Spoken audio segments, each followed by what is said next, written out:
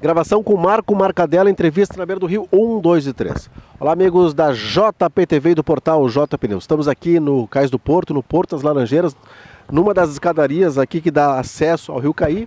Vamos bater um papo com o Marco Marcadella, ele que é diretor-presidente da Farmapop, já trabalhou no Polo, já foi militar, tem uma grande passagem pelo futebol aqui da região. Nós vamos bater um papo super legal com o Marco. Tudo bem, Marco? Tudo bem, boa tarde a todos os ouvintes da JP. Eu queria só dizer que é uma satisfação estar dando essa entrevista para você, Adriano, e para o JP, e dizer que realmente sou natural de Paricinovo, né, ex-distrito de Montenegro, e vivi em Paricinovo até aos 18 anos, onde participei em bastantes atividades de futebol, tanto no São Pedro, e posso te dizer o quê? Que eu estudei em Montenegro. Estudou onde? Eu estudei no AJ Renner, né? E também no São João Batista. Tá. Bom, Marco, tu é natural, na verdade nasceste no Hospital Montenegro, mas viveu até a adolescência lá no Bananal, né? Estudou aonde lá? Lá eu estudei no antigo grupo escolar municipal, né, que pertencia a Montenegro. Após, no segundo ano do primário, nós nos mudamos para Porto Pereira, que pertence a Montenegro. E estudei no grupo atual ali, que agora é Reinaldo Herli, né, em Porto Pereira, que é também municipal. Não sei se já não passou atualmente a estadual, claro, né? Mas naquela época era o primário, primeiro, segundo, terceiro, quarto e quinto ano, né? Nós fazíamos o quarto e quinto ano na mesma sala, né? E depois vim para o colégio industrial, fiz o ginásio no industrial antigo, aonde hoje as lojas Benoit, ali era um industrial, ao lado do Progresso. E após isso fui estudar no São João Batista. Certo. E essa tua adolescência lá no Bananal, chegaste a trabalhar na agricultura, Marco? Sim, o meu pai era viverista e nós fazíamos naquela época enxertia, né, de mudas frutíferas, ao qual eu auxiliava a ele a fazer os enxertos. Certo. E também o meu pai era um pequeno agricultor, tinha árvores frutíferas onde nós colhíamos bergamota, laranja, né, e limões. Gostava muito de jogar bola já naquela época, né, Marco? Naquela época era o que nós tínhamos para fazer, praticamente. Ali nessa adolescência no Bananal, tu jogava num campinho ali perto, como é que era? Não vamos entrar no futebol mais maior depois. Ali perto ali da minha casa tinha o Pé da Vó, conhecido ali, o Pé da Vó, inclusive lá no Parecia é bastante conhecido. É famoso o time? É famoso o time do Pé da Vó. Ali tinha um campinho ali então? Tinha um campinho ali era uma área dos Schneider. Certo. E que posição tu gostava de jogar assim no tempo de piá, Marco? Piá eu já tive sempre meu lado de jogar era sempre na defesa. Era zagueiro, lateral, era a minha posição. Bom, depois o Marco teve uma trajetória bem legal no futebol, né? Jogou pelo São Pedro, mas antes disso eu quero saber da tua passagem pelo São Pedro, né? Teu pai foi econômico lá, né? Chegaste a trabalhar no economato também? O meu pai foi econômico na Sociedade São Pedro durante 14 anos, né? E, lógico, nós ajudávamos, né? Fazia lá? Tinha que ajudar a limpar o campo, marcar o campo, ajudar na bebida, na venda da bebida, e então trabalhava em geral. Inclusive, naquela época, o que se fazia? Todos os sócios pegavam, se uniam e construíram a sociedade naquela época, aí, na minha adolescência, né? Certo. E foi ali o teu primeiro time de fato? Foi o meu primeiro time de fato, foi o São Pedro. Quem é que te convidou para jogar?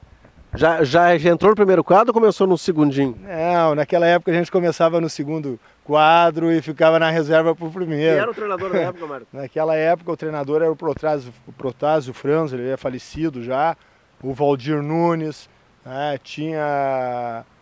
que foi treinador também nosso lá na época, foi o apelido dele era Sapo, né? Eu não me lembro agora, é Souza. E Eugênio Herle, irmão do Jorge Herle, né, o chamado de Geninho, era treinador daquela época. E o Rui Schallenberg já era treinador na época ou não? Não, o Rui Schallenberg era jogador na época. Já era jogador, ele era jogador, tá certo. ele era jogador e ele foi na época foi pro Aimoré, se eu não me engano, né? Certo. Bom, então, tu começou no segundinho, depois começou a jogar no primeiro quadro e não saiu mais, né? Não saí mais. Eu saí uma época, depois em 1978, eu saí e fui jogar no Botafogo, de Dom Diogo. Mas eu me recordo muito bem, Adriano, quando nós disputávamos o campeonato de Montenegro, que nós chegamos a disputar campeonato amador aqui, varziano, com 36 times. Era uma coisa linda, né? Porque nós chegávamos assim, íamos jogar nas cidades como Maratá, Brochir, Nova Holanda, nessas regiões aí, no Paris, que pertencia tudo a Montenegro. Pô, aquilo lá podia dizer assim, ó, hoje a casa tá cheia, era 100 pessoas, mais pessoas assistindo um futebol completamente varziano. Então era muito bonito naquela época o futebol. E como é que foi esse teu convite para ir pro Botafogo de Dom Diogo? Quem é que te convidou? Foi o falecido Romeu, o Romeu Kirsch, que era meu concunhado na época. Então, como eu namorava lá, fui para lá, ele me convidou para ir jogar no Botafogo. Então eu tive um período de jogar no Botafogo lá durante uns 4 anos. Montaram um bom time lá? Sim, nós tínhamos um time bom lá, inclusive a gente chegou a disputar campeonato em Montenegro e de Salvador do Sul. O interior de Montenegro sempre foi muito competitivo, com o Gaúcho Matiel, o próprio Milionário, né? Esses times assim que poderia se dizer assim, ó, que eram times na época bons do interior, era Matiel, né, também, tinha um time muito bom. Muito pelo investimento do Beto Fux, né? Não, agora eu vou falar uma coisa, nessa época eu já estava deixando de jogar futebol. Ok. Então era de uma época que não se ganhava nada no futebol. Certo. Não tinha esse investimento. Não tinha esse investimento. E vou dizer uma coisa para ti, e eu repito isso para quem for. Quem estragou o campeonato varziano, que são campeonatos onde não se deve ganhar nada, que a gente joga por prazer, foi Clécio Fink. No São Pedro, né? Paris Novo. Começou no Paris Novo. Ele começou no Paris Novo, terminou com futebol no Paris Novo. Após ele passou para o Porto, quase quebrou o Porto também. E o Serrano, o Jorge Krug, que também começaram a pagar jogadores de fora, deixar os nossos jogadores de fora. Né? E também o Matiel, o Beto, né? O Beto também. Eram os 3 investidores, né? Eram os 3 investidores no futebol varziano, que eu não considero isso para o esporte uma coisa, né, que vai beneficiar, simplesmente vai prejudicar. Então eles tiveram essa ideia de começar a fazer time para ser campeão. Certo. E essas equipes que eram formadas antes de ter esses investidores eram equipes tão boas quanto as depois, né? Olha, eu acredito que sim, porque quando dava uma final em qualquer local, era enorme o público para verificar aí. E a gente via que o pessoal jogava com amor a camiseta. Né? Não era por ganho, era por amor. Era uma família, então o pessoal já vivia mais como família nessas localidades. As localidades eram fechadas para isso. Mesmo no teu tempo de São Pedro ou de Botafogo, de Dom Diogo, qual é a localidade que vocês menos gostavam de jogar porque o time era mais complicado, era mais duro, dava mais pau, era mais qualificado tecnicamente? Onde é que era mais difícil de jogar? É que na realidade assim, nós tínhamos várias localidades que eram difíceis de jogar. Né? Era Harmonia, né? Lá o Milionário de Harmonia, também lá de Tupandi ali, que pertencia também a Montenegro na época. Isso. Né? Então, nessas localidades, realmente, era bastante complicado jogar, porque a rivalidade, os pessoal era fechado, a gente ia e não queria saber. Mas nós tínhamos muita rivalidade, o São Pedro na época, era com Bananal, o Internacional de Bananal. Né? O Adelmo Boba foi dirigente lá, né? Foi dirigente, o Adelmo Boba foi dirigente, treinador, se eu não me engano. Então, né, era bastante difícil jogar. O próprio São José de Paris Novo, que era localidades perto, né? Então rivalidade com o outro. Juventude da Várzea também? Juventude da Várzea, esses locais eram tranquilos. Ou então a gente ia para Brochir também, era bastante complicado, né? Mas se jogava. Imagina um campeonato com 32 equipes. Hoje os caras não conseguem 4 equipes fazer um campeonato, né? Que coisa impressionante. Mas também pela emancipação dos municípios ajudou muito, né? Não, eu acredito que é até pela emancipação que houve essa coisa. E hoje a juventude tem tudo nas mãos. Não tem mais aquele agrupamento que tinha antigamente, porque antigamente, eu digo antigamente porque eu já estou quase nos 60, então não tinha mais aquele... Hoje não tem aquele negócio de uma localidade da união, né? Que todos trabalhavam em conjunto para conseguir alguma coisa. Hoje não, hoje tem tudo pronto. Sim. Né? Então há muitas coisas para se fazerem. O jovem hoje, com 15, 16 anos, está andando de moto, quer outras atividades, né? Bom, Marco, vamos falar um pouquinho sobre a tua passagem pelo Exército, né? Tu ficaste 6 anos no Exército, né?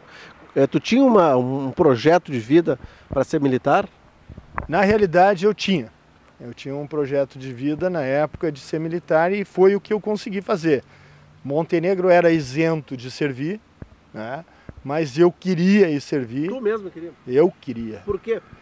Eu sempre gostei um pouco dos limites, né? E eu acho assim, em qualquer setores desses, tanto brigada militar ou exército, a gente tem os limites que devem ser respeitados. E eu sempre gostei de ter uma certa conduta, né? E não, vou ser militar. E vou servir. A minha mãe não queria na época, porque não pode servir, tu vê. Não, mas eu quis. E fui, me alistei aqui em Montenegro, Montenegro era isento. Consegui fazer a minha papelada toda por Novo Hamburgo, porque Novo Hamburgo não era isento de servir. E fui servir no 19, no 19º Batalhão de Infantaria Motorizada em São Leopoldo. E fiquei os meus 6 anos. Fiz curso de cabo, fiz curso de sargento, temporário na época, e fiquei os 6 anos lá. Queria fazer mais, mas o grande problema na época que acontecia, o número de vagas era determinado por regiões militares, né? Era determinado por regiões militares, então nós aqui do Rio Grande do Sul, se nós tirássemos uma nota, vamos supor 7 ou 8, nós não íamos. Mas da região do Amazonas, lá do 4º Exército, do 5º Exército, tirava uma nota 4,5, 5 ia, porque era tudo determinado por região militar. Agora voltou ao normal de novo. Então o pessoal que tira nota mais elevada é que vai fazer o curso da ESA, né? Ou da escola especializada no Rio de Janeiro, escola técnica. Certo. Então, fizeste 6 anos então, de exército e hoje tu é um sargento, como é que... da reserva, numerado. Não remunerado. Não, mas um sargento da reserva não numerado. Renumerado. Eu digo uma coisa para ti. Eu sou suspeito em falar. Mas, da maneira que nós estamos convivendo hoje, da maneira que nós estamos vivendo, eu, estudante na época da ditadura, todo o tempo fui estudante. Recordo muito bem em 64, quando meu pai escondeu, que também tinha um caminhão, escondeu um caminhão para não vir tomar o caminhão dele, porque nós era para ter medo do comunismo, né? Falando um pouquinho em política, me lembro muito bem que o meu pai disse bem assim: nós não podemos deixar o comunismo tomar conta do Brasil, porque senão nós temos que trabalhar 50% para o governo e 50% para nós. Hoje eu digo assim, daqui a um pouco o comunismo era melhor, né? Porque nós estamos trabalhando mais para o governo que para nós.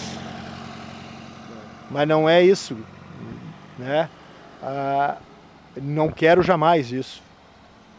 Eu acho que para quem foi estudante, andou na linha, andou certo, não era anarquista e fazia outras coisas mais, não teve problema nenhum.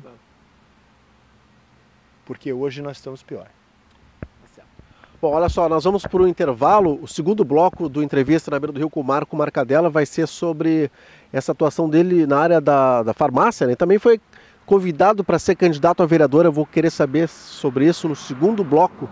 Depois, no segundo bloco do Entrevista na Beira do Rio, voltamos já já aqui desse belo lugar aqui onde nós estamos, que é o nosso Cais do Porto.